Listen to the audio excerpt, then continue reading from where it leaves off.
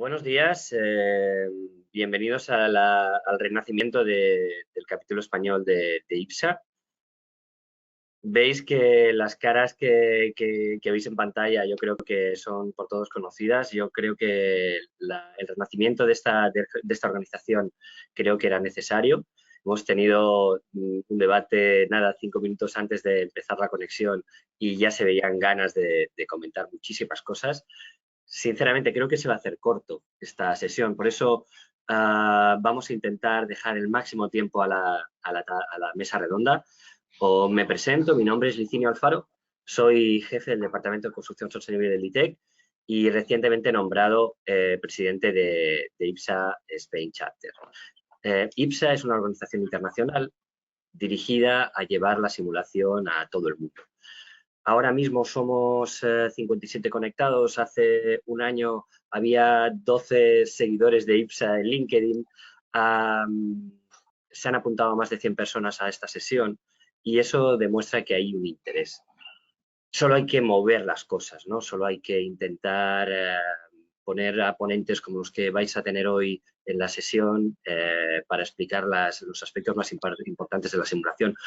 Hoy, como primer día, hablaremos de la simulación energética, pero la simulación toca muchos más palos, acústico, de iluminación, de calidad de aire, etcétera. Todo eso lo iremos hablando.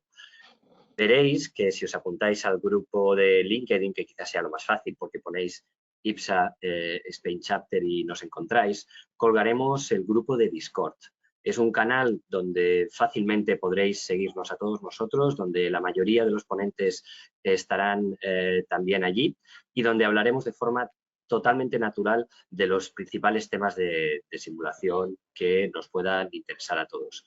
Hoy lo que haremos será una primera presentación por parte de Víctor Moreno, que explicará 5 o 6 trazas de cuál es la situación de la simulación energética en España y seguidamente de esa presentación de Víctor, pues empezaremos con la tabla redonda. Voy a presentar a los ponentes y seguramente quizá al final dejemos 5 minutos para preguntas, yo estaré mirándolo, pero quien moderará la mesa será Josep Soler. Os presento a los ponentes de hoy y empezamos la sesión. Como os he comentado, Víctor es director técnico de Green Living Project, que él es el que hará esa presentación de la situación de simulación energética en España. Es ingeniero arquitecto técnico con especialidad en energía, máster oficial en tecnologías de climatización y eficiencia energética en edificios, acreditado LEED-AP, BREEAM, CMBP, CEM, y tiene una extensa experiencia en simulaciones energéticas, commissioning, process, auditorías energéticas, diseños técnicas de ventilación natural, etcétera, etcétera, etcétera. Veréis que los currículums son largos, entonces voy a intentar reducirlos. Después de la presentación de Víctor ya pasaremos directamente a la mesa redonda. La mesa redonda, como os he comentado, estará moderada por Josep Soler Bonet. Yo creo que no hace falta presentación, pero voy a poner 5 comentarios. Desde 1986 fue responsable de los servicios técnicos y dirección técnica de marketing de Ursa Iberia, siendo responsable de los servicios de asistencia técnica de la empresa, comunicación técnica, formación de red. Ha hecho diferentes herramientas que están totalmente públicas en su web propia. Herramientas de cálculo pues simplificados de la norma de eficiencia energética, de acústicos, etcétera. Y Josep, durante toda su larga actividad técnica, participó pues, en numerosos comités técnicos, como pueden ser tanto en Francia como en España como en Europa. Estuvo en el Comité Técnico de Andima, ECOR, AFELMA, IPEX, FILME, EURIMA, CEP, etcétera, etcétera, etcétera. Y en los comités de normalización del CTN 92, CTN 74, 198, y me voy a quedar aquí porque creo que estaría todo el día comentando lo que nos aporta Josep Soler en el terreno de la simulación y de la certificación. La mesa redonda estará formada por diferentes integrantes que yo creo que han tenido un papel clave en los inicios de la certificación energética y, por tanto, también en esa relación que seguramente hoy discutirán entre la certificación y la simulación. Y empezaré por Rafael Villar Burke. Él es técnico superior del Instituto Eduardo Torroja de Ciencias de la Construcción en la unidad de calidad de construcción y está centrado en energía, sostenibilidad edificatoria dentro del código técnico de la edificación. El equipo que dirige se centra en el uso eficiente de los recursos energéticos en el edificio con el objetivo de alcanzar niveles sostenibles de consumo de energía, asegurando al mismo tiempo el confort de los ocupantes. Rafael, o Pachi, como alguno de nosotros lo conocemos, atesora amplia experiencia en la modelización energética de edificios y del parque edificado. Es responsable del desarrollo de normativa de ahorro de energía y desarrollo de herramientas de software especializados como CTE PDB, Visor EPBD, Visol, Envolvente CTE, condensaciones, Hulk, etc. Además, participa en la elaboración de la reglamentación sobre edificación obligatoria, CTE y compañía. Bien, me quedan apenas 3 minutos, acabo con la presentación del resto de ponentes y doy la palabra a Víctor Moreno. Tenemos también a José Luis Molina, catedrático de la Escuela Técnica Superior de Ingenieros de la Universidad de Sevilla, del área de máquinas y motores térmicos en el Departamento de Ingeniería Energética. Trabaja desde los años 80 en simulación térmica de edificios, incluyendo elementos de la envolvente y sistemas de climatización. Se especializó durante bastantes años en la simulación de los acristalamientos complejos, incluyendo dispositivos de sombras. Ha participado en numerosos proyectos de investigación internacionales, europeos, nacionales, regionales. Desde el año 95 trabaja continuamente en las herramientas informáticas oficiales de la verificación del documento HE del Código Técnico y en la certificación energética de edificios. Miguel Ángel Pascual, doctor ingeniero industrial, socio director de Finovatic y profesor asociado de la Universidad Pública de Navarra. Ha dirigido el desarrollo de los procedimientos de certificación energética C3X y SG-SAFE. Actualmente, desde Finovatic participa en los proyectos europeos Panacea sobre el futuro de las certificaciones energéticas y SRI2 Market sobre el indicador de eficiencia de los edificios. Tenemos también a Benjamín González. Benjamín trabaja en CIPE desde 2003, actualmente es el director de desarrollo corporativo de la empresa, participa en la definición y gestión de proyectos I+D+I relacionados con simulación energética y BIM en CIPE, tanto como desarrollos propios como proyectos financiados a nivel nacional y europeo. Ha realizado labores de programación y otras actividades en el Departamento de Desarrollo de CIPE-CAT-MEP y CIPE-TER. También participa en los proyectos de conexión de los programas MEP y de estructuras con el formato IFC, usado actualmente por miles de usuarios en España y en otros países. Seguramente, no sé si será uno de los temas que tratarán, hablaremos de las relaciones entre los modelos BIM y IFC y la simulación, ¿no? Yo creo que ese punto también es interesante. Y acabamos con Víctor Manuel Soto Francés, catedrático de máquinas y motores en el Departamento de Termodinámica Aplicada en la Escuela Técnica Superior de Ingenieros Industriales en la Universidad Politécnica de Valencia, y José Manuel Pinazo, catedrático de la Universidad Politécnica de Valencia, presidente del honor del Comité Técnico ATECIR, uno de los autores de CERMA y de los software incluidos en el Calcula con ATECIR, numerosos libros y artículos y ponencias en congresos. Lo dejo aquí. Si luego queréis añadir algo que haya mencionado de vuestros currículos, pero creéis que es importante, ya os lo dejo en la mesa redonda. Doy paso a Víctor. Víctor, cuando quieras. Vale, gracias, Licinio. Bueno, dar la bienvenida a este primer acto de IPSA Spain Capter a todos los asistentes y agradeceros vuestra asistencia. Voy a dar unas pequeñas pinceladas sobre temas de simulación que espero que sirvan como algunas semillas para el debate posterior con los grandes panelistas que tenemos en la mesa redonda a base de hoy. Como bien ha recordado Licinio, la simulación no solo es térmica o energética, sino que tenemos diferentes aspectos o canales de simulación, como la acústica dinámica de fluidos, ¿no? para análisis aerodinámicos, o análisis de comportamiento del fuego, la hidrotérmica, ¿no? Para tener en cuenta temas de condensación, incluso ciclos de agua, lumínicas. Hoy en día se simula, la verdad, que todo tipo de procesos, incluso flujos de personas o flujos de vehículos, ¿no? Etcétera. Al final de lo que se trata es de una representación de la física o del comportamiento del mundo en un modelo, ¿no? Y esto lo podemos lograr mediante la creación de un laboratorio y monitorizar directamente los diferentes aspectos que queremos analizar, ¿no? en este proceso, o de una manera computacional mediante simulación, ¿no? Y bueno, ambas se pueden realizar y de hecho se realizan colaborativamente, ¿no? para demostrar o analizar en detalle diferentes aspectos de un arte que queremos desarrollar. Hoy nos basamos en simulación energética y en cuanto a una pequeña historia, ¿no? Mi punto de vista desde de la pequeña historia en España de la simulación energética, pues ya en la década de los 80 o de los 90 la simulación energética se utilizaba sobre todo en el sector académico y en aspectos de investigación y sobre todo se utilizaban, había que programar, ¿no? Había que hacer programaciones para poder realizar estas simulaciones. Ya en la década o en los inicios del siglo XXI y más allá, en el 2006-2008, con el nacimiento con el nacimiento del código técnico y su documento básico de HE, se nos obligó, ¿no?, a realizar ya unos cálculos energéticos en los proyectos de construcción y con la salida al mercado de Hulk y Kallener, pues aumentó radicalmente el uso de las técnicas de simulación en la industria, ¿no?, en el sector de la construcción, con lo cual pasamos ya de un uso en el sector académico de investigación a un uso más extendido en toda la industria. Después también sobre el 2010 en España o así hubo un boom de lo que son los sellos de sostenibilidad, ¿no?, que utilizamos hoy en LEED, BREEAM, etcétera, donde se solicitaban en ciertos requerimientos pues unas simulaciones energéticas detalladas, ya sean de temas de confort, ¿no?, análisis de confort que podemos lograr en diferentes zonas de nuestro edificio o simulaciones de iluminación natural, ¿no?, los daylighting.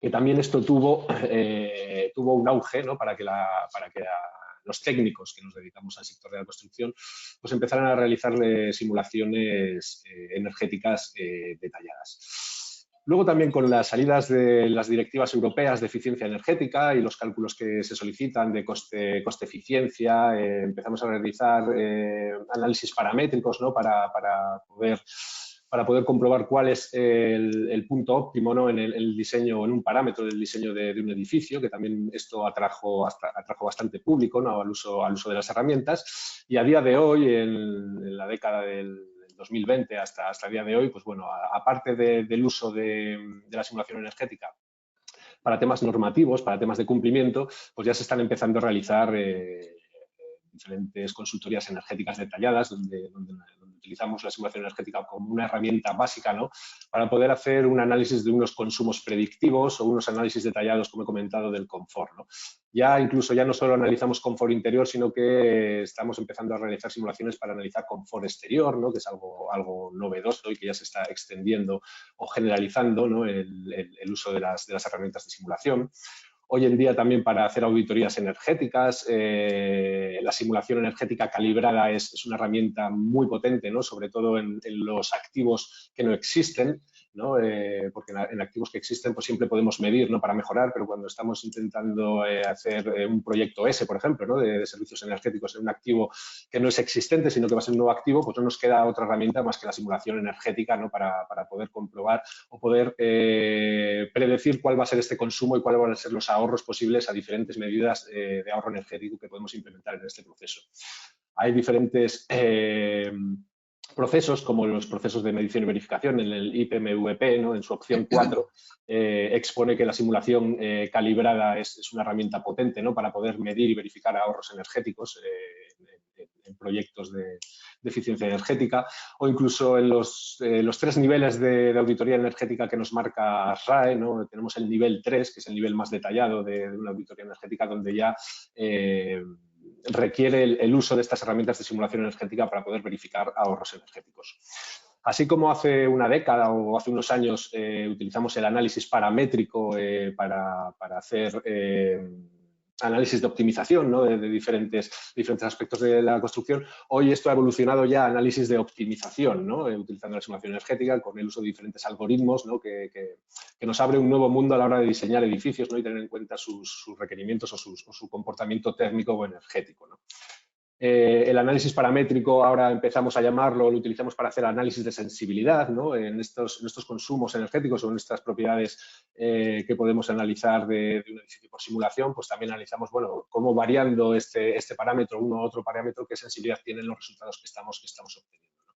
aunque bueno, es sabido por todos que el mayor uso que tenemos hoy en día en la simulación, como hemos comentado anteriormente, es para al final para un cumplimiento de la normativa y para mejorar nuestro parque edificatorio según las exigencias que nos manda la normativa, que se van actualizando según esta transición energética que estamos optando desde Europa, ¿no? Hoy en día no solo tampoco simulamos edificios, sino que también llegamos a simular barrios enteros y podemos hacer análisis detallados de la flexibilidad de la demanda, de la integración de las diferentes tecnologías de energías renovables según la demanda y las curvas de demandas que tienen nuestros edificios. Al final, hoy en día yo creo que aparte de normativo ya el sector de la construcción utiliza esta herramienta, ¿no? para unos análisis bastante detallados. Es importante que tengamos en cuenta o que diferenciemos lo que es un motor de cálculo de un programa de simulación energética a lo que son las interfaces, ¿no? Las diferentes programaciones que ya son más amigables y que esto ha dado paso a un uso generalizado también de las herramientas, ¿no? Antiguamente, cuando teníamos que trabajar directamente con los motores de cálculo o con unas interfaces que no eran tan amigables para el uso de los técnicos, pues claro, no todos los técnicos se especializaban en este sector y era más difícil de llegar a ello. Hoy en día, con las diferentes interfaces que tenemos de los motores de cálculo, pues mucho más fácil, ¿no? llegar a manipular estos motores de cálculo potentes, como puede ser Energy Plus, ¿no? y poder hacer análisis detallados.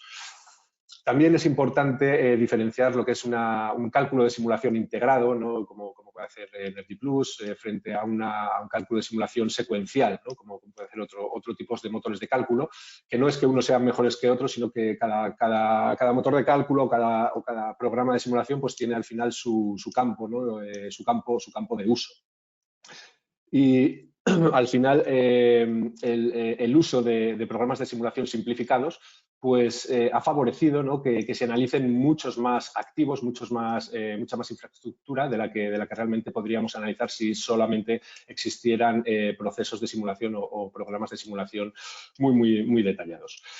De todas formas, hoy en día, con el tema del colapso ambiental que estamos viviendo y que estamos viendo, ¿no? y la necesidad de esta transición energética que tenemos que hacer en Europa y en todo el mundo, ¿no? para mantener la viabilidad del ser humano en la Tierra, pues es fundamental contar con o analizar y potenciar la eficiencia energética, además de integrar las energías renovables, y creo que las herramientas de simulación energética son unas herramientas clave, ¿no? para poder desarrollar estas importantes tareas que tenemos por delante. Así, un poco resumiendo, pues tenemos tres grandes campos, ¿no? del uso de la simulación, que puede ser el normativo, que lo utilizamos como una herramienta comparativa entre activos, ¿no? para ver cuál tiene un desempeño energético mejor. Luego está el campo predictivo, ¿no? donde lo que queremos es predecir cuál va a ser el consumo energético de un edificio para una comprobación del cumplimiento de diferentes requerimientos, ¿no? que nos puede proponer tanto la normativa como diferentes sellos de calidad. Y luego está el tema de la simulación energética calibrada, que está muy relacionado con lo que conocemos como los team buildings, ¿no? y bueno, creo que son tres aspectos fundamentales de la simulación energética. En la sesión de hoy nos vamos a basar en lo que es la normativa española, y ya conocéis que hay diferentes softwares como la Hulk, ¿no? o CalEnerGT. Luego tenemos otros softwares, bueno, también son estos softwares que utilizan un motor de cálculo como puede ser el CipeTerm, el SGSaves, Design Builder incluso este año va a sacar ya el módulo de certificación en España, que utilizan en este caso motor de cálculo Energy Plus, y luego tenemos metodologías simplificadas como puede ser CERMA o C3X, que tienen un gran e importante papel también en el sector de la construcción, como os he comentado anteriormente, para el uso generalizado por los arquitectos, ingenieros y técnicos de la construcción en el análisis térmico de los edificios. Quiero lanzar un par de preguntas o de pinceladas para el debate a continuación. Uno es sobre la armonización del certificado de eficiencia energética en Europa. El otro día hubo una charla de un proyecto europeo del Horizonte 2020 que se llama UCERT, ¿no? donde se hablaban de estos aspectos de la armonización y vimos cómo están implementando otros indicadores o se van a implementar otros indicadores en lo que es el certificado energético de los edificios, como puede ser el SRI, el Smart Readiness of Indicator, o temas de Indoor Environmental Quality, ¿no? de calidad del ambiente interior dentro de los certificados energéticos. En esta charla que tuvo lugar creo que la semana pasada o hace 2 semanas, eché en falta también un tema a incluir en los certificados energéticos que creía que ya estaba más avanzado y se iba a traer, que es el análisis del ciclo de vida del edificio, es decir, no contar solo con el carbono operacional que emiten nuestros edificios, sino analizar el ciclo completo, y creo que es fundamental que los técnicos de la construcción no nos basemos solo en lo que es la operación de los edificios, sino analizar también el ciclo anterior, el carbono embebido que tienen estos edificios que estamos diseñando y construyendo, y creo que es importante tenerlos en cuenta, esta visión holística o esta visión transversal de los temas ambientales en el sector de la construcción para poder poner una etiqueta, ¿no?, directamente a los activos que estamos diseñando. Para ello, pues bueno, no hay más que hacer análisis de coste del ciclo de vida o análisis ambientales, ¿no?, del ciclo de vida. Otra pregunta que quería, o otra pincelada que quería poner encima de la mesa, es el tema de un análisis de un consumo predictivo frente a un consumo real, ¿no? Antes en el debate, justo antes de abrir la sesión, se comentaba este tema, ¿no? Y si realmente, ¿cuáles pueden ser las barreras por las cuales no utilizamos el consumo real de los edificios una vez ya están en una operación normalizada, para poder catalogar, ¿no?, la eficiencia energética de los edificios? Es decir, evitar este performance gap que, por desgracia, en el sector de la construcción es bastante grande, ¿no?, entre el consumo predictivo que obtenemos con una simulación energética frente al consumo real. Seguro que ahora en la mesa redonda tendremos tiempo para trabajar sobre esto. Y nada más. Con esto le vuelvo a pasar la palabra a Licinio y espero que disfrutéis de la mesa redonda con los técnicos que hemos traído hoy. Muchísimas gracias, Víctor, por este micro resumen a contrarreloj de un poco de los temas de la simulación. Yo creo que nos vamos a quedar cortos, vamos a respetar el tiempo, a las 11:30 esto se acaba, pero seguramente tendrá que continuar en otras sesiones con otros temas. Y ahora sí que, Josep, por favor, cuando tú quieras, estamos en tus manos. Muy bien, pues nada, yo aquí solo tengo el papel de intentar moderar el debate. Hay un tema que se ha puesto ya encima de la mesa, es la evolución o hacia dónde debería de tender la simulación energética o la simulación en edificios. Y ahí, pues bueno, os dejo a vosotros, que sois los que sabéis de esto, que nos digáis un poco vuestra idea, ¿no?, vuestra opinión. Yo también, pues, adelante, ¿quién quiere empezar? Si nadie empieza, empiezo yo sé. Hombre, a ver, vale, adelante, venga. Aunque siempre sea... Es que todo el mundo habla sí, puede abrir micros y... Sobre el futuro, sí, Licinio, yo creo que sobre el futuro, yo puedo decir lo que nosotros vemos en otros países, porque en principio estamos en otros países también, y lo que habláis, por ejemplo, del ciclo de vida, es algo que, por ejemplo, en Francia, pues ya es una cosa que ya está en marcha simplemente, ¿no? Es una de las cosas que sorprende, bueno, que bueno, que en España llegará, ¿no?, dentro del futuro. Lo que no hay que olvidar es que en España, lo que es un hito, y no existe en otros países, es que tengamos una serie de programas que todos buenísimos, todos fantásticos, y que son gratuitos para esa simulación energética, ¿no? Yo creo que la democratización de la simulación en España es un hito. Es un hito que fuera de España la gente dice, pero ¿cómo lo hacéis? ¿Pero cómo lo hacéis? ¿No? O sea, que nos tenemos que en ese sentido ver que es un paso que se hizo en su momento, cuando se empezó con LEADER y se empezó pues, con LEADER y con Calener y todas estas cosas, pues desde el 2006 estamos haciendo simulación y yo creo que somos un ejemplo para muchos países en ese sentido. Simplemente decir esa parte, y la ley de ciclo de vida es una de las partes que viene, y el Smart Readiness Indicator, que bueno, que eso es otra palabrota que pronto iremos viendo y escuchando a todo el mundo. Paso al siguiente si quieren comentar algo. Rafael. Uy, Rafael, que te has quedado sin voz. No te escuchamos. Yo un poco por tomarte el relevo. Sí, no, y por no creo que hay muchas cosas interesantes aparte de todas las cuestiones reglamentarias, que creo que la gracia hoy también era hablar, digamos, más allá, ¿no? Pero bueno, aparte de los indicadores, que como dices, hay muchos que además es a nivel europeo, ¿no? Tanto la evaluación de análisis de ciclo de vida ya en la revisión de la directiva ya se contempla, aunque sea de manera informativa, y el Smart Readiness Indicator, que bueno, al final es más una cosa tipo checkbox, pero bueno, aparte de estas cuestiones de los indicadores que tendrán que evolucionar, porque en realidad se está intentando abordar un problema sobre el que vamos aprendiendo y van cambiando un poco los matices del problema que se quiere resolver. Yo también quería incidir en una cuestión que a veces no somos muy conscientes en España, y es que tenemos muchas herramientas de simulación, tenemos mucha experiencia porque desde hace mucho tiempo es necesario hacer simulación para cuestiones reglamentarias, pero eso no es así a nivel europeo. Hay muy pocos países que hagan simulación horaria, por ejemplo. La mayoría tienen simulaciones estacionales o incluso anuales. Que luego, además, por las características de los climas, digamos, siempre la evaluación de los edificios ha sido una cuestión más compleja de la que ocurría en otros sitios donde, digamos, el problema era la calefacción y eso simplificaba muchísimo los problemas. Esto yo creo que José Luis Molina y los motores de cálculo que se hicieron en Sevilla, que eso también es un lujo, tener desde hace muchísimo tiempo un motor de cálculo comparable a otros de cálculo detallado, horario, etcétera.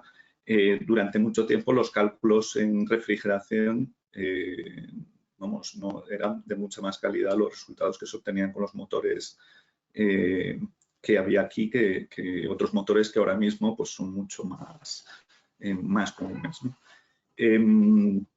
Yo en una cuestión que creo, por entrar así más en harina, aparte de estas cuestiones de introducción, yo creo que todavía nos queda un recorrido grande que tiene que ver con este origen, digamos, de la simulación energética en el mundo académico y que tiene que ver con cómo trasladarlo a algo que se utiliza de forma generalizada, ¿no? Y todavía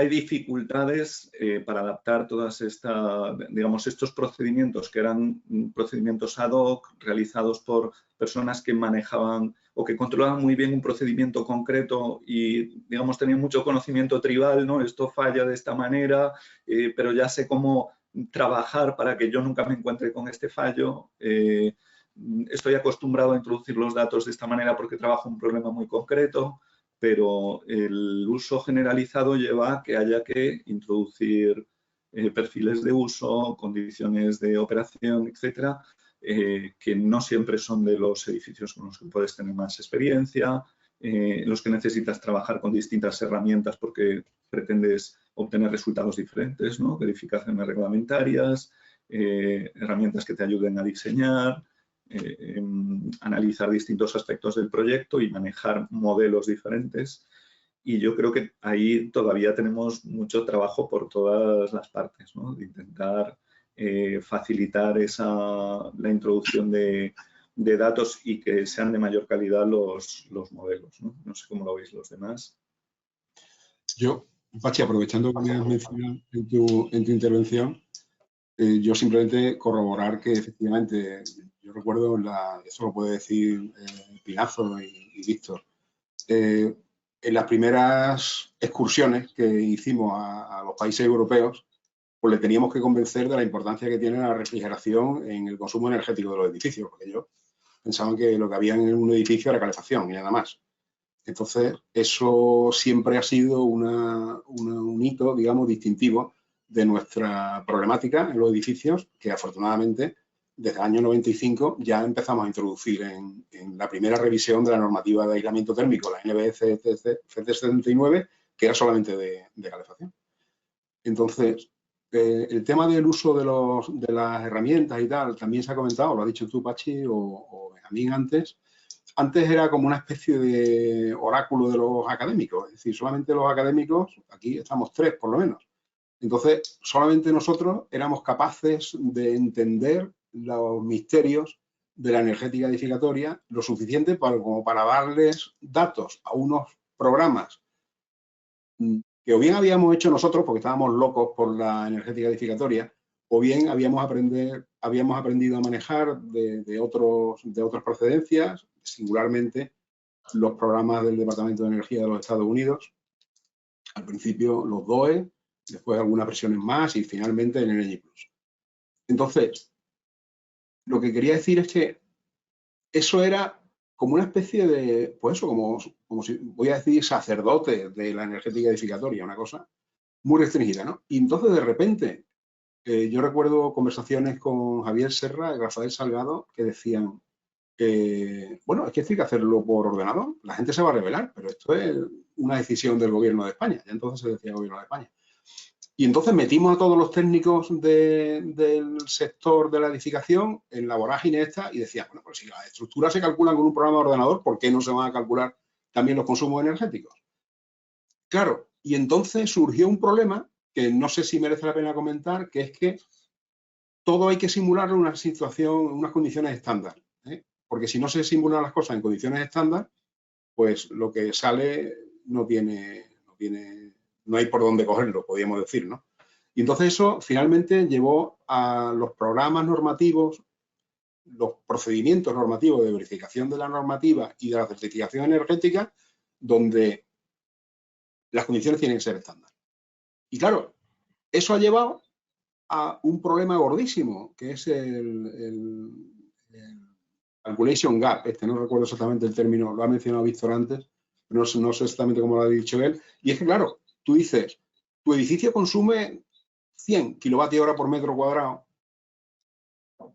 pero claro, cuando lo comparas con lo que consume el edificio en la realidad, resulta que, yo qué sé, a lo mejor el edificio consume, pueden ser 50 o 150. Porque, claro, el usuario no se comporta como dicen los estándar que se tienen que comportar. Y entonces eso introduce una problemática que yo creo que es muy interesante, que es la predicción y la verificación de ahorros, en el que tienes que introducir necesariamente las condiciones reales de utilización del edificio. Y eso introduce, digamos, una dificultad adicional. Y luego ya, como último comentario sobre esto, esa transferencia de los templos de la sabiduría académica al técnico, diseñador de los edificios y sus instalaciones, pues ha obligado a hacer interfaces entre esos motores de cálculo más o menos sofisticados y el usuario final. Y ahí, bueno, lo voy a dejar porque ya llevo varios minutos en mi intervención, vamos a comentar más cosas, pero ahí ha habido de todo, ¿eh? Luego lo comentamos un poco más si hay tiempo. A ver, José Luis, tú has mencionado un tema que me parece interesante, es el tema de del uso estándar y de los perfiles ocupacionales. Sí. ¿No deberíamos también, a lo mejor desde IPSA, cuestionar o proponer algún tipo de perfiles ocupacionales distintos? Porque me temo que los perfiles ocupacionales que ahora tenemos como estándar son estándar históricos, de cuando la iluminación era con incandescencia, de cuando los edificios residenciales se ocupaban solo por la noche, pero con la tendencia al envejecimiento de la población, con más gente ocupando las viviendas, con el teletrabajo. Hay un montón de parámetros que son relevantes para el resultado final y que ahora los estamos considerando mirando al pasado. Sí, no deberíamos sí. de empezar a pensar en mirar al futuro. Y lo que digo para los perfiles ocupacionales, que responden a condiciones sociológicas y tecnológicas del sector, lo digo también para el cambio climático. ¿Qué sentido tiene intentar predecir el consumo de energía basando en ficheros históricos cuando sabemos que el clima está cambiando? No deberíamos de empezar a pensar en la simulación más como herramienta de diseño que como herramienta de verificación. Yo entiendo bien que para la verificación hay que partir de unos datos y tienen que ser estándar iguales para todo el mundo, si no es un disparate, ¿no? Pero creo que la simulación tiene un potencial como herramienta de diseño y como herramienta de diseño mirando al futuro. ¿Qué pasaría si en mi edificio, en vez de utilizarlo solo por las noches, lo utilizo durante todo el día? ¿Qué pasaría si la temperatura de consigna en verano, en las horas centrales del día, la mantengo pues a 25 grados en vez de flotación libre? ¿Qué pasaría si? Este para mí es el auténtico poder de la simulación energética. Yo sé, los motores de cálculo son los mismos. Ya. Para una cosa que otra. Lo que no es distinto, lo que no es igual es la interfaz con el usuario. Claro. Entonces, claro. La mayoría de la herramienta, pues así. La interfaz es una u otra. Miguel Ángel. Bueno, yo creo que tiene esto pues un poco bastante más calado y bastante más recorrido que lo que son las propias interfaces de los usuarios. Al final eso, de alguna manera, pues oye, lo que tiene que ser es pues amigable y punto pelota, ¿no? Pero desde luego al final lo que creo que lo que ocurre es que, joder, no sé, la función número uno que tiene un certificado energético es informar al ciudadano de cuáles son las características energéticas que tiene ese inmueble, ¿no? Esta anécdota la he contado muchas veces, pero yo cuando me compré mi casa, el que me la vendía me dijo que eso consumía nada, encendía un poco la chimenea por las mañanas y que eso era suficiente, ¿no? Entonces, claro, esta es la información que se estaba manejando hace 20 años cuando te informaban sobre cuál era el consumo energético de ese edificio. También recuerdo otra anécdota, aquí un amigo mío fue a comprarse la casa, también es experto en estas cosillas, y el de la inmobiliaria le dijo, estupenda la casa, tienes el sol todo el día, porque la orientación era este-oeste, lo cual es una auténtica aberración, ¿no? Entonces, al final, el certificado energético, pues su principal función tiene que ser la de informar al consumidor. Y claro, dentro de esa función, el estar utilizando unos perfiles de uso que se puedan ajustar más o menos a lo que es la realidad, de alguna manera es secundario. ¿Por qué? Porque lo que es importante es que todos los certificados energéticos estén hechos pues, con esos mismos perfiles de uso. Y de tal manera que la vivienda A y la vivienda B, oye, pues están evaluadas un poco con los mismos criterios. El problema es que eso es de muy poca utilidad para el ciudadano. Que decir, una vez que ya le has dicho, oye, pues esto es G, a partir de ahí eso tiene poca utilidad, ¿no? Y yo creo que desde Europa y por un poco las reflexiones que estamos viendo dentro de lo que es el proyecto de Panacea, más o menos en todos los países cuecen habas, ¿no? Más o menos todos tienen la misma problemática y es necesario que se mejore la visibilidad que tiene el certificado. Y para ello hay que darle de más utilidad, ¿eh? Y ahí estamos, venga, pues a insistir con las medidas de mejora. Lo que ocurre es que, claro, al final la medida de mejora, o sea, si ya le damos importancia a la medida de mejora, ya a partir de ahí, de forma encadenada, tiene que estar mejor definido esos perfiles de uso, tienen que estar mejor definidos o más ajustados a lo que es la realidad. Aquí también, desde Europa, lo que están invitando es a que se utilicen los datos de consumo reales que se están produciendo en el edificio, que eso de alguna manera esté presente en el certificado energético. Y a mí, desde luego, me parece que también pues, puede ser una información de muchísima utilidad. Porque, por ejemplo, ¿por qué en el certificado energético metemos el rendimiento que pone la placa de características de una caldera y no vamos a meter o no vamos a utilizar en la, pues en la determinación de ese certificado energético los parámetros de los consumos que realmente se están produciendo en el edificio, pues porque los tenemos medidos, porque al final alguien tiene contratado una electricidad, tiene contratado un gas natural y esa información puede ser pues muy relevante. El problema es que, claro, con esa información mejoramos las medidas de mejora, pero lo que no podemos hacer es cambiar lo que es el certificado energético, porque el certificado energético, su función principal es informar al ciudadano y eso tiene que ser de una forma normalizada. Entonces, bueno, en definitiva, nosotros lo que estamos proponiendo es, al final, el realizar calibraciones, simulaciones calibradas, en el que utilizamos los datos reales de las facturas para calibrar todos aquellos aspectos del certificado en los que se tiene incertidumbre. Tenemos incertidumbre en un edificio existente sobre la tasa de infiltraciones. Tenemos incertidumbre en un edificio sobre cuáles los puentes térmicos que tenemos ahí. Tenemos incertidumbre sobre cómo son las pérdidas de distribución. Tenemos incertidumbre sobre muchísimas cosas. Entonces, nuestra propuesta es, vamos a calibrar los datos que estamos metiendo ahí y a partir de ahí las medidas de mejora se proponen sobre el modelo calibrado.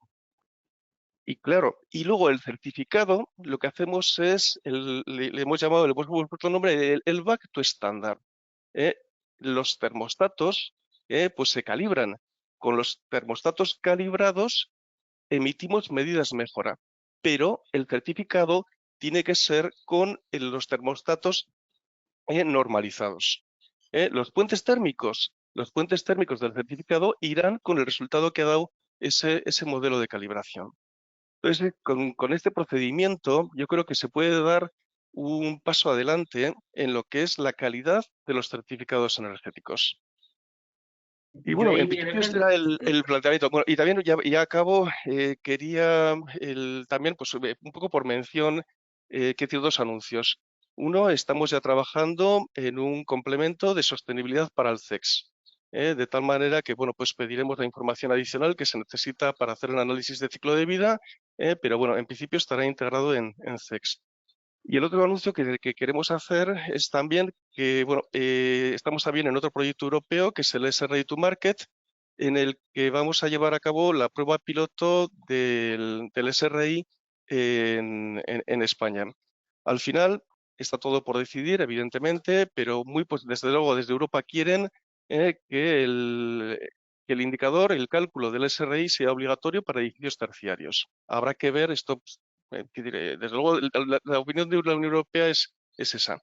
Entonces, bueno, pues os adelantaremos más adelante, pues cuando esté, y os invitamos a que participéis en ese piloto de lo que es el indicador del SRI. Y ya te doy la palabra. Gracias, Miguel Ángel. Se ha planteado, yo creo, dos vías interesantes. Una es la calibración del modelo en función de los consumos, cuando se tengan. Cuando estamos en diseño no hay consumos, esto es obvio. Pero hay también un aspecto que a mí me parece importante, es que nos hemos acostumbrado que la simulación proporciona un resultado. Si los datos de entrada tienen un margen de incertidumbre, lógicamente los resultados tienen un margen también de incertidumbre.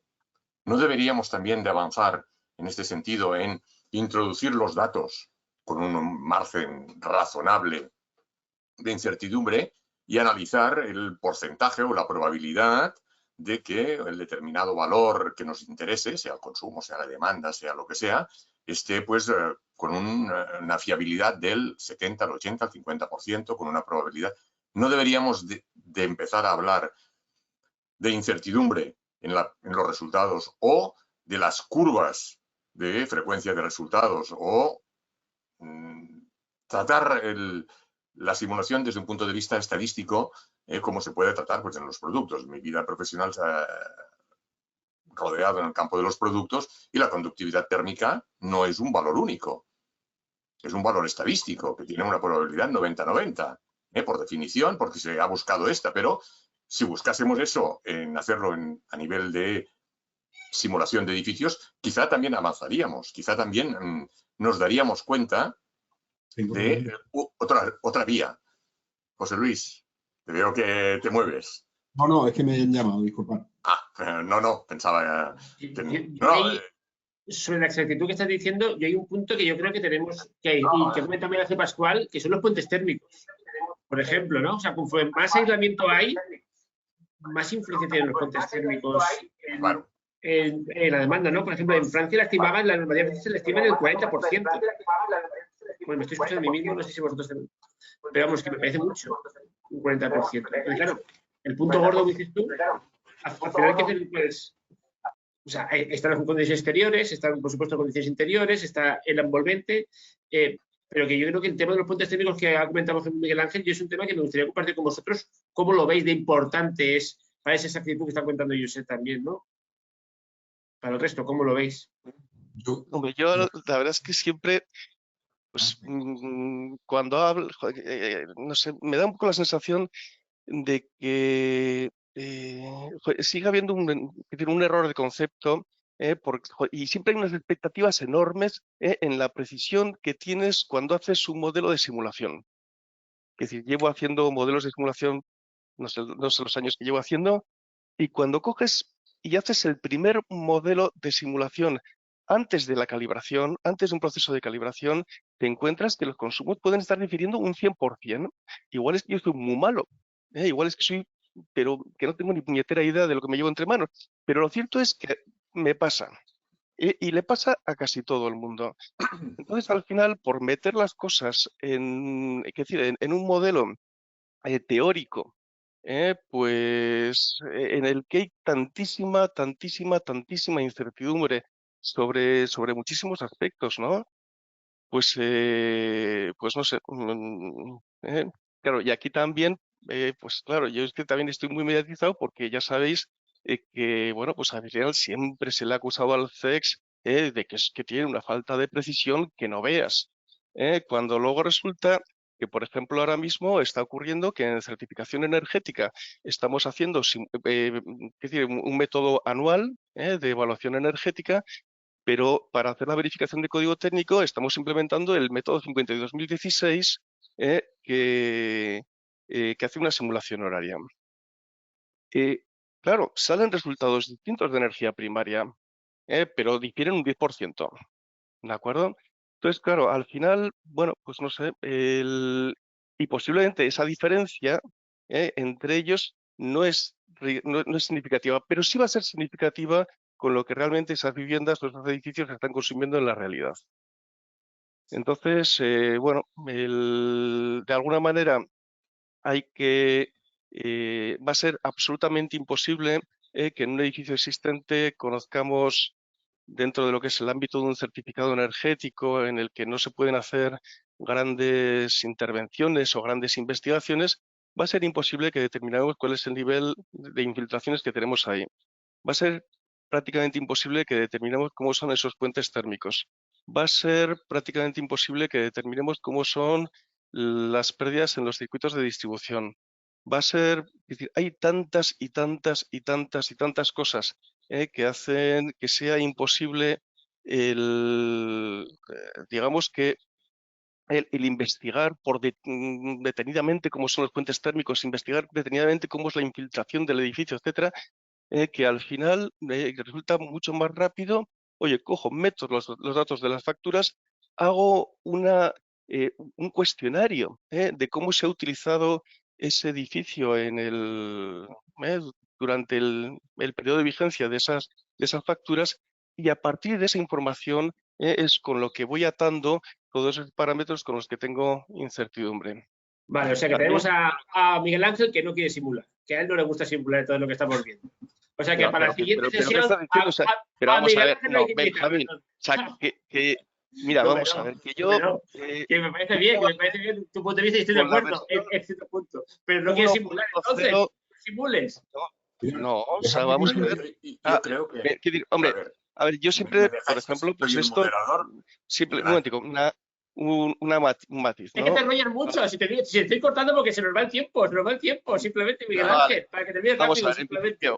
Y no lo oculto. Es decir, CEX va a hacer certificación y hace ya verificación con una simulación. En mi opinión, con un método mensual hubiese sido más que suficiente. La experiencia que tenemos trabajando con alemanes, con finlandeses, no sé qué, es que una simulación horaria para certificación alucinan en colores. Te tengo que cortar, Estoy de acuerdo en que podríamos debatir, esto sería otro debate, si para una verificación reglamentaria es necesaria una simulación. Y yo también soy de la opinión de que no es necesario. Pero estamos donde estamos y lo que sí ha tenido bueno es que el hecho de introducir la simulación energética en la reglamentación la ha popularizado. Cuando antes del 2006 estábamos Miguel Ángel y yo hablando de simulación y alguno más, pero nadie más hablaba de esto. Por tanto, creo que eso tiene algo bueno. En cuanto a la incertidumbre o el performance gap que comentamos, creo que hay dos vías de solucionarlo. Una es por la vía de introducción de la incertidumbre de los datos de entrada y otra es por la vía de la calibración. Creo que son dos vías posibles, que las dos son útiles, las dos son interesantes y que quizá vale la pena tenerlas en consideración. Esto exige algo más que los usuarios o que los operarios sepan manejar los programas. Desde el 2006 hasta ahora hemos visto cómo se han hecho cursos de formación en teoría que son simplemente para operadores. Es decir, aprieta la tecla esta, entra este dato y sale y saca este resultado. Y si este resultado es mayor que, pues ok, y si es menor que, no ok. Esto es lo que hemos hecho. Quizá desde IPSA debemos de empezar a pensar en que la simulación es más compleja, que requiere pues de más conocimiento también y que debemos de intentar buscar utilizar la simulación no solo para verificar reglamentariamente o certificar, que es algo que es necesario. Estoy seguro que si estuviésemos en el ramo de la automoción diríamos que los consumos de los coches son una auténtica mentira.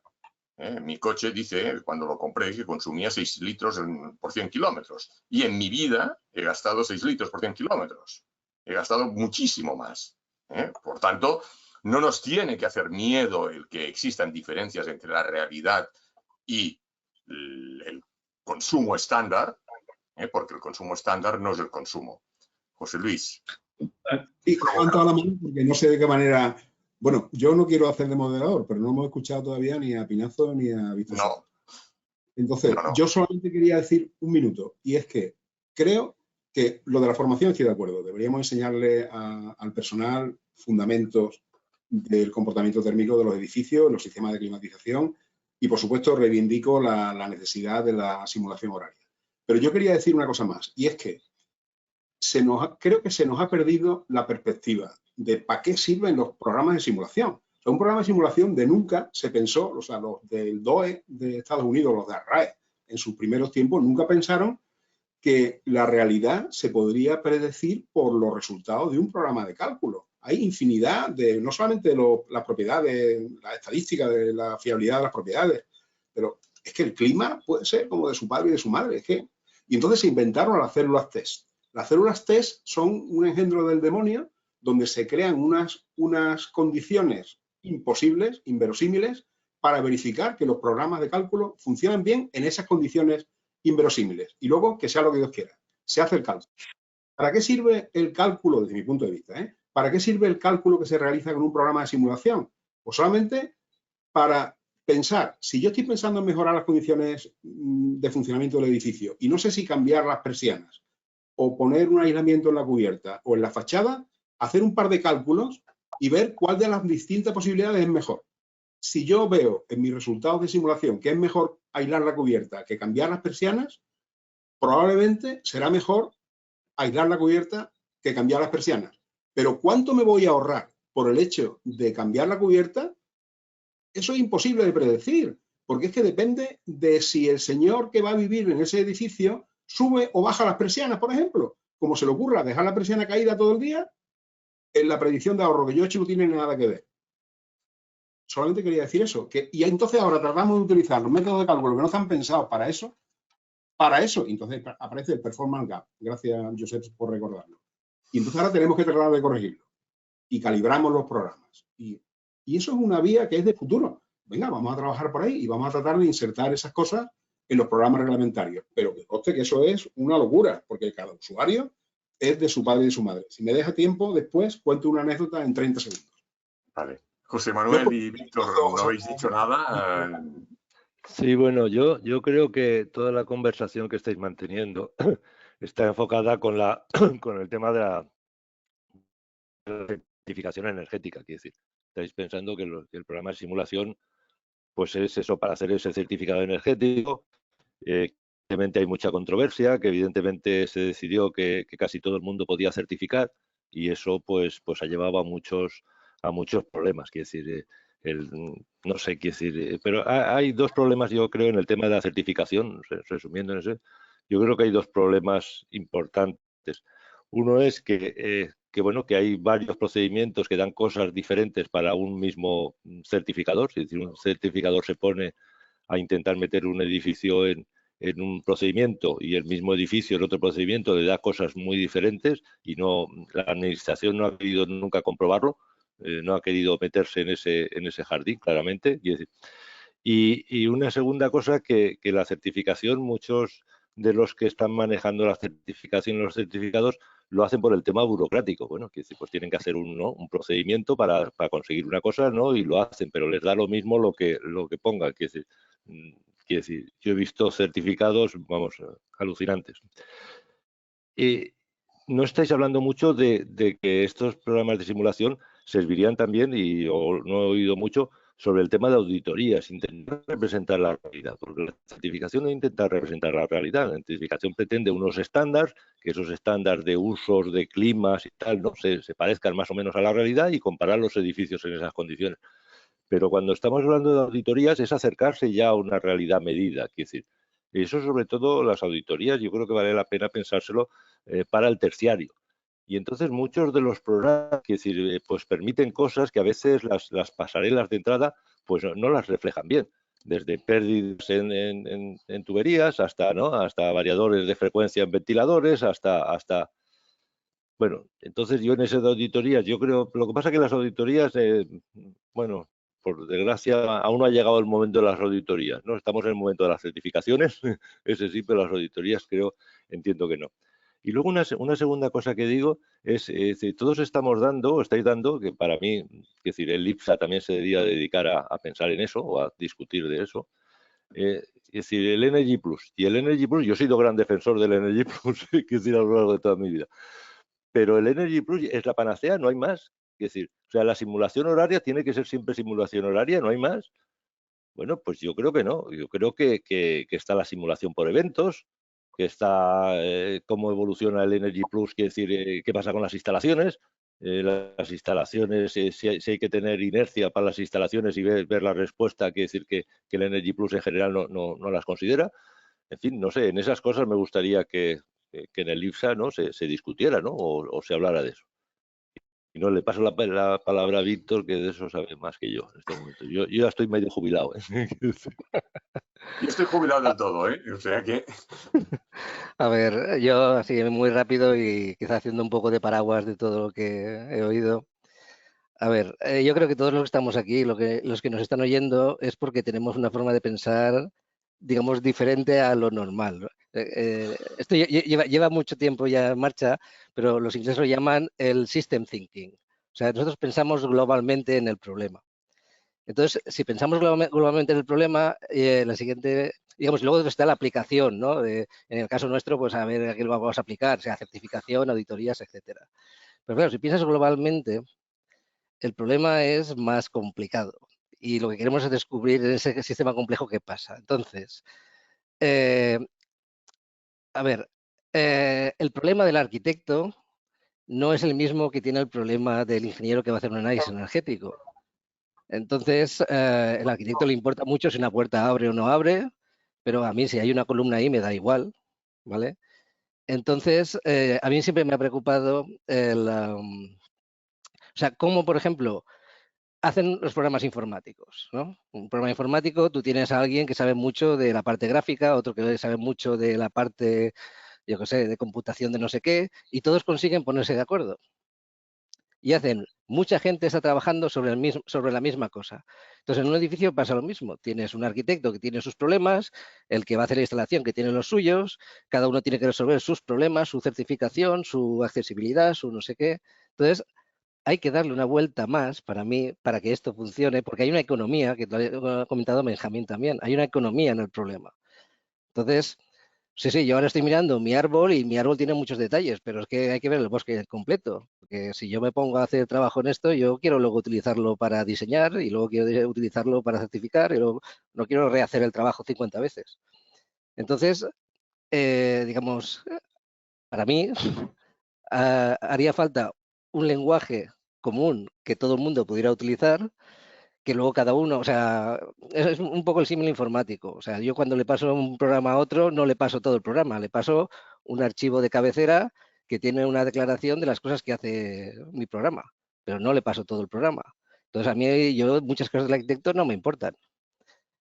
Y luego, eso es la parte de delante. La parte de detrás sería cómo hago los cálculos, que es lo que estaba comentando también José Manuel, de los núcleos de cálculo, si se hace el cálculo en serie, si se va con eventos, etcétera. Entonces, bueno, ahí habría también mucho que hablar.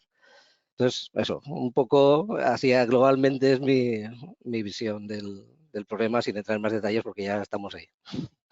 Vale, ya estamos Sí, ahí en esto quería, vamos, un poco lo que planteaba antes de... Al principio era esta cuestión de, digamos, llevándolo a lo que comentabas tú, Víctor, de igual de los motores, ¿no? Yo creo que no tenemos un problema de motores ahora mismo. Digamos, tenemos suficientes motores, suficientemente buenos, cualquiera de ellos, y no es donde está la dificultad, ¿no? Y luego está la cuestión esa de la economía del proceso, ¿no? Que muchas veces lo imputamos a desconocimiento de quien participa en parte del proceso, negligencia, tal, que puede haber casos en los que haya así. Creo que no es el caso general. Creo que tiene más que ver con esas economías y, de hecho, hemos hablado mucho de la parte reglamentaria y la experiencia desde la parte reglamentaria, de hecho, fue intentar que hubiesen más procedimientos, digamos, para que se explorasen distintos aspectos del problema y además que los procedimientos reglamentarios sirviesen para hacer otras cosas. Ese es un objetivo declarado. Los programas no se puede hacer un modelo energético solo para hacer una comprobación reglamentaria. Eso es una pérdida de recursos tremenda, ¿no? Lo que hay que ver es cómo esos modelos o esa modelización puede ser útil para otras cosas, y está la cuestión de que siempre está la presión de la economía, ¿no? Decimos, sí, los datos de entrada tienen mucha incertidumbre, pero es verdad que es muy difícil que se introduzcan datos que no sean los reglamentarios, incluso para usos no reglamentarios, ¿no? Entonces, por ese lado también hay mucha presión, digamos, o hay mucho incentivo para mejorar esos aspectos, ¿no? En particular, lo comentabais, nosotros estamos trabajando en el Torroja y con los ministerios correspondientes en intentar mejorar los datos de los perfiles, los datos climáticos, etcétera, que desde hace tiempo son cosas en las que sabemos que había que hacer cambios. Entre otras cosas porque la mayoría de estos modelos que hablamos y de los procedimientos, como decía José Luis, en muchos casos se utilizaban pues para dimensionar una máquina, ¿no? Porque, digamos, de alguna manera había que llegar a dimensionar una máquina. En casos ya muy sofisticados sí se podían hacer cálculos de confort muy local, etcétera, pero la mayor parte del problema era de dimensionado. Claro, las condiciones de dimensionado no son las condiciones medias de uso, no son las condiciones proyectadas para otro momento, no tienen en cuenta, bueno, pues distintos aspectos que tienen que ver con el cambio tecnológico y tal. Y para eso era suficientemente bueno. Ahora probablemente han cambiado mucho las condiciones, incluso las condiciones en las que se construyen los edificios, y eso hace que tengan más peso, como decía Benjamín, pues los puentes térmicos, ¿no? Tienen mucho más peso porcentual, aunque probablemente sea un problema mucho más pequeño que el que podía suponer, digamos, en términos energéticos en otro momento, ¿no? Pero claro, esta cuestión de que está todo enlazado, ¿no? Los dimensionados, el cálculo, la información al usuario final, el cumplimiento reglamentario, qué es lo que queremos que ocurra dentro de 20 años, qué ocurre cuando cambia el usuario, qué información se da, pues todo este problema, eso supone una dificultad grande en términos económicos para comprenderlo a los usuarios finales, y creo que hace falta mucho esfuerzo en la parte de interfaz, la que tú dices, de interoperar, de ser capaces de comunicar claramente los resultados, qué impacto tiene, qué utilidad, etcétera, y por ahí tenemos todavía mucho que recorrer. Sí, y bueno, en la parte del núcleo no creas que está todo tan claro. Porque, bueno, sí, no, sí, pero... te lo digo porque, por ejemplo, en parte del Performance Gap, que fue una cosa que me sorprendió, fue cuando me puse a hacer números sobre cómo hacía, bueno, y con José Manuel, sobre cómo hacían los números en Energy Plus, pues descubrí ciertas sorpresas, que lo damos por hecho que todo está bien porque viene de Estados Unidos, pero ellos también de sus miserias. Entonces no funciona tan bien. De hecho, ellos están intentando transformar su sistema a un sistema por eventos, y hay una pieza que no saben cómo resolver, que yo creo que he encontrado la clave, pero bueno. Y en la parte de los sistemas sí que se van a modélica, que va por eventos, etcétera. O sea que en la parte de detrás, en la parte del núcleo, para reducir ese gap todavía hay trabajo, ¿vale? Pero bueno. Y luego en la parte y luego en la parte de delante, pues lo que os digo, o sea, hay que encontrar, o sea, no por todas las experiencias que he visto, o sea, la parte de interfaz gráfica que habláis vosotros, para mí no, o sea, yo lo que busco es, o lo que querría es un lenguaje en el que todo el mundo se pudiera comunicar, porque hay muchos diferentes actores. O sea, yo si estoy trabajando con otro chico que me está haciendo la parte gráfica para hacer la parte de Cerma o lo que sea, yo solamente quiero saber las funciones, no quiero saber los detalles de él. Porque si me pasa todo el programa estoy muerto. Entonces, si él modifica algo y me cambia algo en la interfaz, yo me entero por la interfaz. Si él ha cambiado algo que no me afecta a mí, no lo veré en la interfaz. Entonces, eso lo que hace es economiza mucho el trabajo, porque si no, yo tengo que buscar todo, volver a desbrozar todo el problema que tiene él ahí. ¿Entendéis lo que quiero decir? Entonces, claro, yo tengo el arquitecto con sus problemas de accesibilidad, de, no sé, el ingeniero civil que tiene problemas de estructuras, de las vigas, de los pilares por donde pasan. El ingeniero, el otro. Entonces, todo el mundo trabaja en su parte del programa, por verlo de esa manera, pero declara a los demás, digamos, esto es lo que yo tengo. Entonces yo de ahí digo, ah, vale, pues eso me afecta o no me afecta. Y hay que dialogar. Estás definiendo lo que nos pasa. O sea, te quiero decir, eso es el día a día, lo estoy definiendo. Yo no me pues Me siento aludido por ese tema.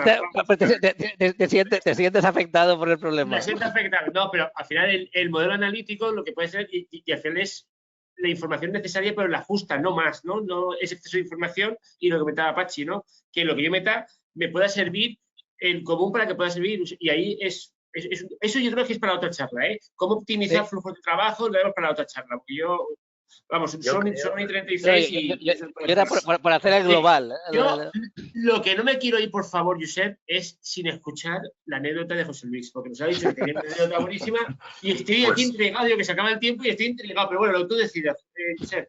No, estamos ahí 35, la anécdota de José Luis y Licinio, si hay alguna intervención de alguien, pues la vamos a atender también.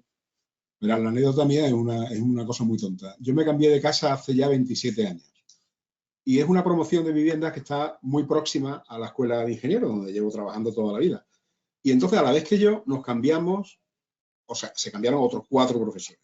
Entonces, estábamos 5 profesores de la escuela de ingenieros, personas con suficiente formación, jóvenes entonces, con una familia aproximadamente del mismo tamaño, que nos habíamos comprado 5 viviendas iguales, idénticas. Y entonces nosotros, los locos del grupo de termotecnia de la Escuela de Ingenieros de Sevilla, estábamos trabajando ya en estas cosas. Y entonces dijimos, oye, ¿por qué no hacemos una comparación de los consumos energéticos de las 5 personas, que más iguales no pueden ser? Y lo registramos. Entonces, durante un año estuvimos escribiendo los consumos energéticos. La instalación tiene un contador de gas y un contador de electricidad. Y nos preocupamos en tomar todos los datos. Bueno, pues las 5 personas que se supone que viviendo en el mismo edificio, con los mismos hábitos, horarios, etcétera, todo igual, pues consumíamos cosas totalmente distintas, no tenía nada que ver una con otra. Es decir, no había manera de decir, oye, pues este consume no sé qué y otro... No, era totalmente imposible. O sea, había una dispersión como de 5-1. Lo triste, la anécdota es que el del 5 era yo. Es decir, yo que se suponía, los demás eran electrónicos, automáticos, gente de otras especialidades, ¿no? Pero yo que era, lo de la cuchara de palo en casa del herrero, ¿no? Pues yo era el que más energía consumía de todos. Y la cosa me duele y lo cuento siempre como una anécdota, pero viene al caso porque si se monitorizan esas 4 viviendas, como no se sepa muy bien el comportamiento de cada uno de los usuarios, es prácticamente imposible asociar el comportamiento, o sea, extraer el comportamiento térmico del edificio sin tener en cuenta lo que ha hecho el usuario, sin saberlo muy bien. Entonces, yo lo de la monitorización y la predicción de ahorro es una cosa que me apasiona. Últimamente en nuestro grupo trabajamos en eso, pero creo que hay mucha incertidumbre todavía y vamos a seguir trabajando. Disculpad, ha sido 2 minutos. Gracias por la anécdota. ¿Hay alguna pregunta, Licinio? No se ha animado nadie. No sé si es porque no saben dónde hacerlas, pero no se ha animado nadie. En cualquier caso, yo creo que... Licinio, bueno, sí, Licinio, perdona, sí hay preguntas. ¿Ah, sí? Ah, sí, pues estoy mirando el chat que me toca, a ver, las que ver. Estoy viendo el chat, es que está el chat y preguntas. El apartado preguntas, no el apartado chat. En el apartado preguntas estoy, ¿eh? Pues ¿cuántas Ana, personas quedan en la comisión? es curioso. Ana, si puedes hacerlas tú o si puedes... Porque a mí... Hay unas cuantas. La primera es ¿qué programas de simulación para espacios exteriores hay en el mercado? Víctor. ¿Alguien se anima? Víctor, tú has mencionado el tema de espacios exteriores. Contesto porque deberías saber la respuesta. Sí. Yo conozco Envimed, pero no lo he usado, ¿eh? Mis compañeros usan Envimed. Bueno, al final va a ser un poco hacer publicidad, pero algo que hemos utilizado, que están utilizando es el SimScala, que es un software creo que viene de Dinamarca, donde, bueno, aparte de análisis de las corrientes de aire y de viento, que ya está más estandarizado, ¿no? Los cálculos CFD exteriores, también se analizan índices de confort y otros índices de sombras para analizar confort en espacios exteriores. SimScala pero eso es comercial, no es de código abierto y hay varios más. He visto el lugar donde estaban las preguntas. Hay unas cuantas. Yo creo que hay un par de comentarios que os los voy a hacer. Es Daniel habla de que se debe diferenciar la finalidad de la certificación con la de simulación energética. Yo creo que eso queda claro, lo tenemos claro entre todos. Luego hay otra pregunta de Andreu que habla de la simulación semi-termodinámica que realiza el PHPP, de temas de Passive House, si lo conocéis. ¿Qué opinión tenéis al respecto? Si alguien tiene una opinión. Pero es un método mensual, ¿no? Es un método mensual y eso. No sé. Claro, es un procedimiento que, o sea, es un procedimiento simplificado, pues que tiene como objeto una evaluación concreta para un sello concreto. O sea que creo que, vamos, no es comparable a un procedimiento de simulación horaria o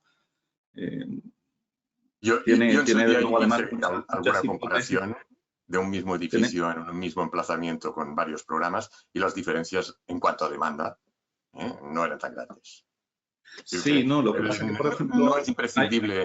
Creo que no es justo decir que un método horario es superior a un método mensual. No, claro, depende de es más que suficiente. Y en el caso depende de qué quieras obtener y de los casos concretos, ¿no? Lo que hablaba José Luis de las celdas, pues claro, si de repente tienes un edificio en el que el soleamiento y los elementos de sombra son muy importantes, pues un procedimiento mensual en el que la variación hora a hora del sol no está valorado más que de una manera muy genérica, evidentemente no puede generar una información que no tiene, ¿no? O sea que creo que...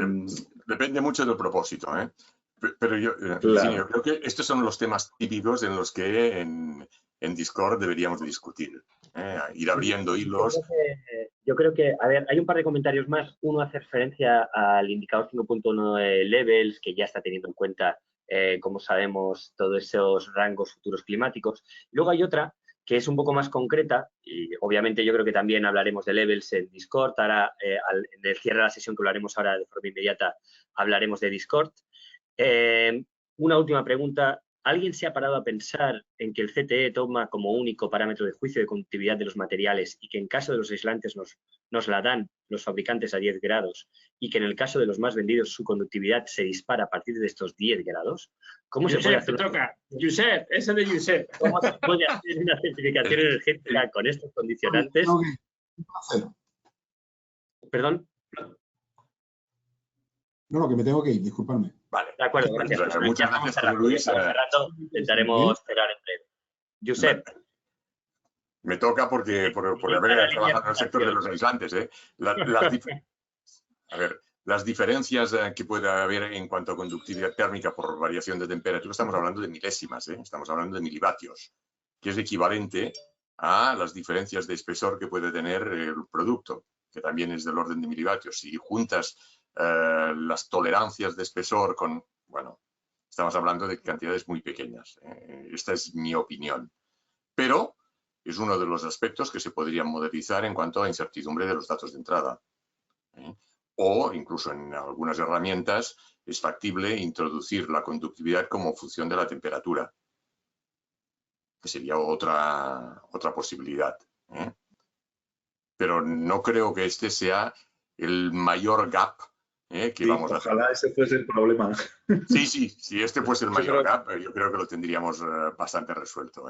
Creo que es más difícil de saber si el operario o si el usuario abre o no abre la ventana, baja o no baja la persiana, que tiene más incidencia que el gap que pueda suponer pues, que un producto de aislamiento de 35 o 37 milésimas varía. Por otra parte, la variación de la conductividad no es exclusiva de los aislantes. Los otros materiales también varían su conductividad con la temperatura. Menos, porque tienen conductividades más altas, pero también la varían. Y por tanto, este es un problema que no es solo de los aislantes. Pues tienen que ser variaciones de 1000 grados, ¿no? Para que sea significativo la capacidad de aislante del material, ¿no? Para que encuentres cosas muy distintas, pues tienes que pasar de aislamiento industrial a aislamiento de edificios. Eso, pues claro, si estás hablando de un horno pues que está trabajando a 1800 grados o 1200 grados, pues sí que tiene una importancia trascendente. Pero cuando estamos hablando de edificación en donde las temperaturas pues varían del entorno pues de menos 10 a más 30, y ya cojo un rango muy amplio y el aislante en sí tampoco estará expuesto a este cambio. Esto sería el cambio exterior. Así que no creo que este sea el principal fuente de problemas, pero el que se lo ha planteado como problema, le pongo como deberes de clase, que haga una simulación energética sobre un modelo cualquiera, que modifique la conductividad térmica del aislante y que mire qué incidencia tiene. Para mí es fundamental, y una de las herramientas de simulación es que nos permiten hacer muchas cosas con poco tiempo y con poco dinero, y encontrar resultados. Que el resultado no es 100% exacto, de acuerdo, pero si sale que es un 20% mejor, a lo mejor no es un 20%, pero seguro que está en el entorno del 20%. Y si es un 20% peor, seguro que es peor y seguro que también es de un 20%, o del orden de un 20%. Para mí esto es lo fundamental. Es que yo creo que una de las ventajas que tiene la simulación energética es que enseña. Miguel, no nos deja irnos. 30 segundos, Miguel, venga. Sí, bueno, al final construir un edificio y ver qué pasa, aparte de caro, pues tarda 5 años, ¿no? Sin embargo, en la simulación energética, pues te puede costar 20 minutos. Ver qué pasa con distintos espesores de aislamiento y ver qué cosas a priori pues funcionan, ¿no?